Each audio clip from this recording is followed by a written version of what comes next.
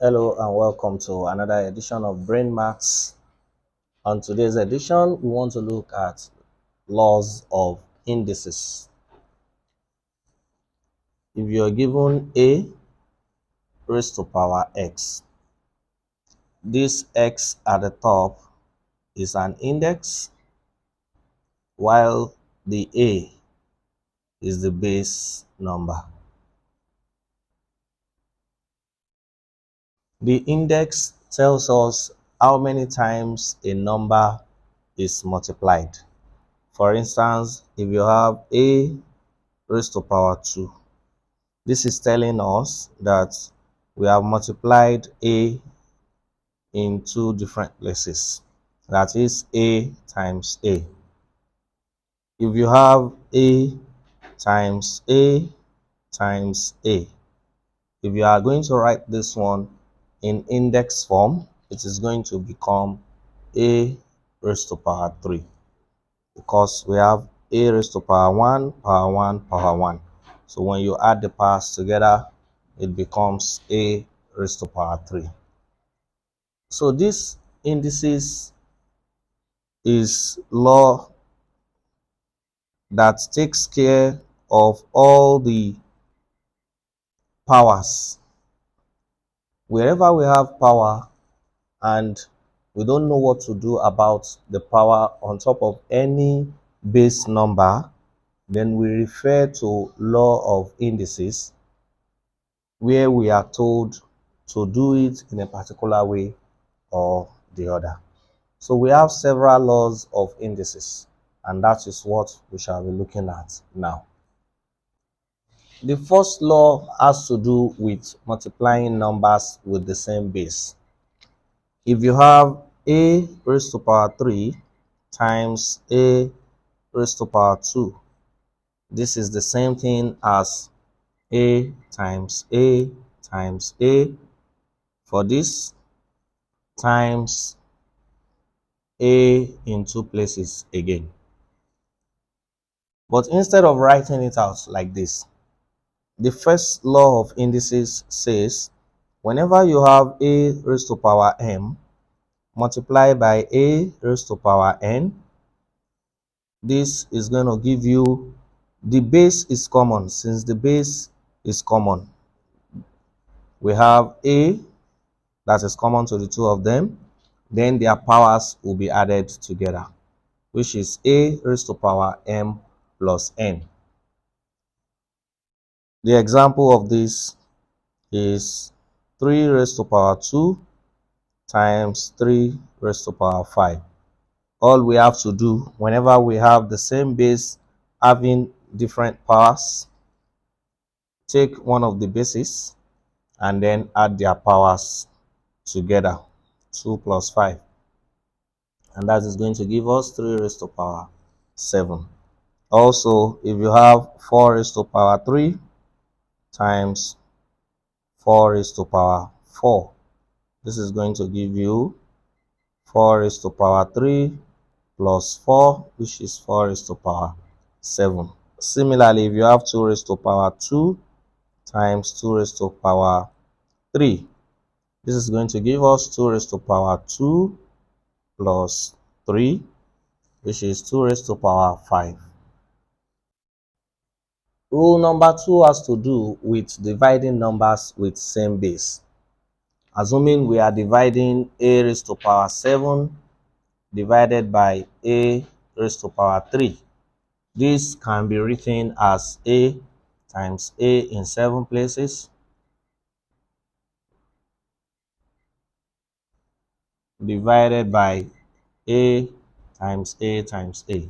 We will say this cancel this cancel this, and this cancel this. So we are left with a raised to power 4.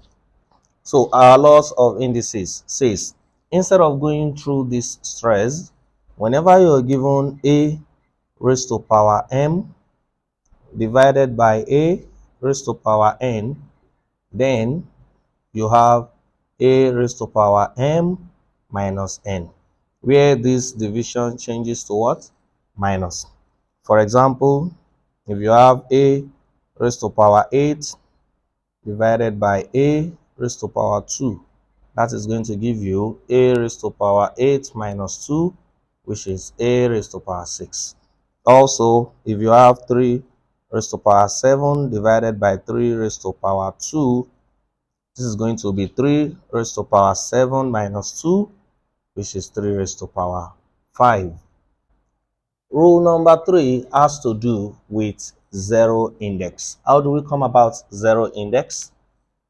For instance, if you have a raised to power 3 divided by a raised to power 3. For us to have zero index, the powers, that is the index on each of the given base number, must be the same. So if we are working this out, we will have a times a divided by a in 3 places as well. Then each cancel out each other in one places. If we multiply out all the ones, we have 1 over 1, which is equal to 1. So the law of indices now states that whenever you have a raised to power 0, it is equal to 1. For example, if you have a raised to power 6 divided by a raised to power 6, following the laws that we stated earlier in law number 2, we can say a raised to power 6 minus 6, which is a raised to power 0, and anywhere we have a raised to power 0 is the same thing as 1. Also, if we have 3 raised to power 5 divided by 3 raised to power 5, this is going to give us 3 raised to power 0, and that is equal to 1. In some cases, they may not give us this kind of question. They may just state that 500 raised to power 0. Any number given to us, once it is raised to power 0, the number is equal to 1. Rule number 4 is talking about negative index.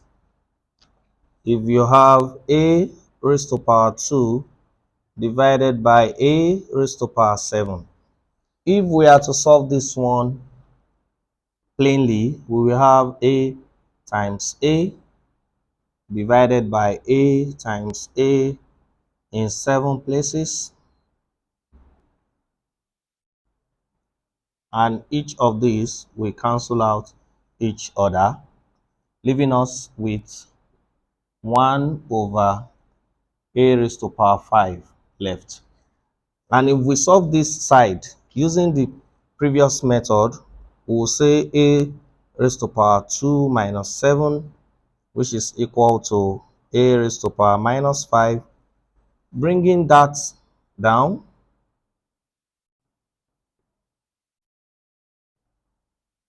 we can say that a law of indices states whenever you have a raised to power minus m, you can write it as 1 over a raised to power m. And whenever we have anything as 1 over, take for instance 2 over 3, we can rewrite it as 2 over 2 raised to power minus 3. Looking at what we have here and what we have on this side, they are the same, so we can turn them from one point to another. Now let's try to look at these two problems on the board. The first one says 60 c raised to power minus 5 divided by 12 c raised to power minus 3.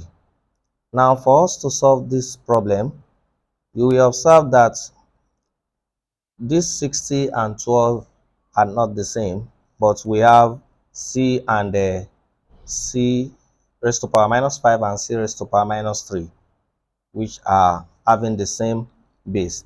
So we can divide both 60 and 12, saying 60 c raised to power minus 5 over 12 c raised to power minus 3. This goes and this remains 5. So we are having 5 c raised to power minus 5. The laws of indices says whenever we are having division, we can subtract. So this division is minus, then we are coming in with another minus 3. So we have 5c raised to power minus 5 minus times minus plus 3, which is equal to 5c raised to power minus 2. So this is going to be our final answer for this one.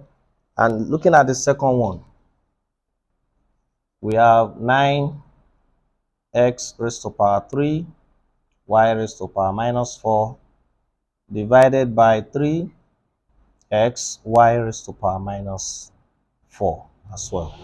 So solving this, we are going to have 3 here, 1, 3 here, 3.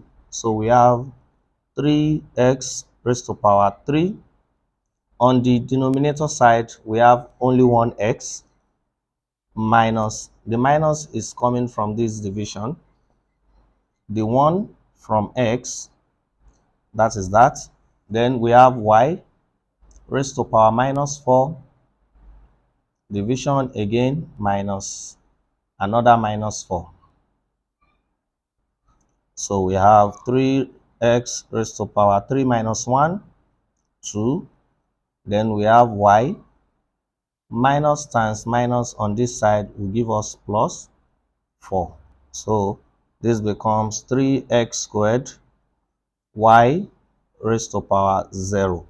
And don't forget, from what we have learned in the first 4 rules that we have stated, it says anything raised to power 0 is equal to 1. So equating the y raised to power 0 to 1, we are left with 3x squared. And that is that. I want you to look at these 2 questions on the board as our usual practice. Try to solve the questions on your own and leave your answers in the comment section. Until we meet again for the remaining part of the laws of indices, don't forget to subscribe to this channel and do have a blessed day.